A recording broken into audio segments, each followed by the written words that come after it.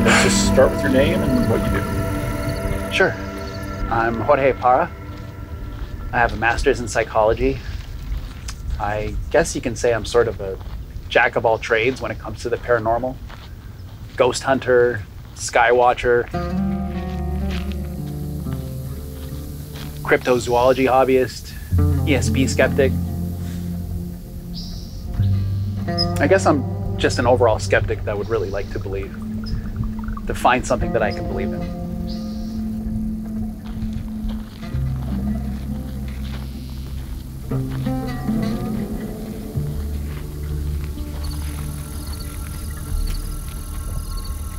Okay, this is it. It was right around here. Great, so tell me what you observed on the night of June 15th. Just to be super clear, it was the evening of June 15th, but the occurrence was actually early morning of June 16th, around 12:20 a.m. to be specific. Of course, got it, duly noted. Okay. So there had been some reports of anomalous nighttime objects in this area over the past few weeks. I don't want to use the word UFO because people tend to look at me like I'm crazy, so let's just go with anomalous nighttime objects. And I decided to come out and see what I could see. And for a couple of nights, nothing. And then on that night, about 12:20 a.m., I saw what I think can best be described as a ripple across the sky, going from the northeast to the southwest. And there was a sound. I'm not really sure how to describe that either, but it was kind of like a reverberation, I guess, and a whoosh. And when that ripple passed, something happened.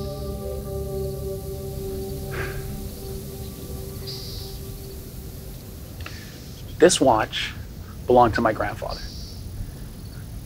I take it off when I shower and when I go to bed. Otherwise, never. I always have this watch on. But when that ripple passed, the watch was gone. And I was wearing different shoes. Other things might have been different too, but I probably didn't realize it because I was kind of freaking out. Because I knew something extremely out of the ordinary had just happened. And by the time I can register what was going on, my watch was back. And my shoes. The whole thing lasted about 20 seconds tops. What do you think it was? That's all I've been thinking about ever since that night. But before you ask, no, I don't partake in any type of hallucinogenics. I do have a few ideas, but the only one that really starts to make sense to me is the concept of the multiverse. Okay, multiverse. Explain a little more what you mean by that. There are a lot of different theories. There's the inflationary multiverse that relates to the rapid expansion in the very early universe. There's the many worlds interpretation of quantum mechanics, where every possible outcome of a quantum event exists somewhere in an alternate universe. Many Hindus believe in a multiverse and have for thousands of years. But all of these theories relate to the idea that this universe, the known universe that we all live in, isn't the only one. How does that help explain what happened to you? Well, if there is a multiverse,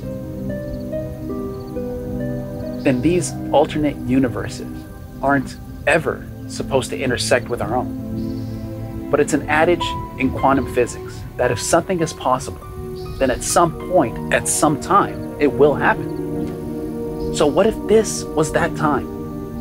What if what I experienced was an impingement, a collision of two universes placing me for a brief period of time in another universe where I didn't get my grandfather's watch? And maybe in that universe, who died in a car crash when I was 16 and would have gotten the watch instead of me. Maybe in that universe, he was still alive and he had the watch. if your theory is correct, what would the ramifications of that be?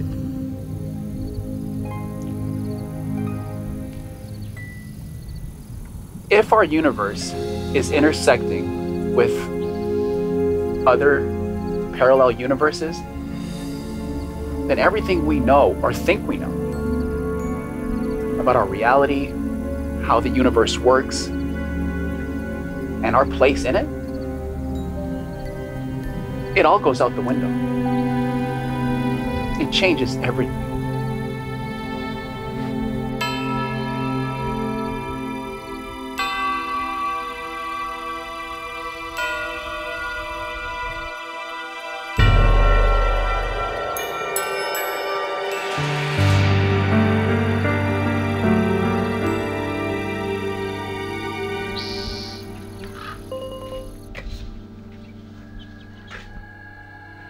Hey, I just got a weird message. Have you guys ever heard of the Avenir Institute?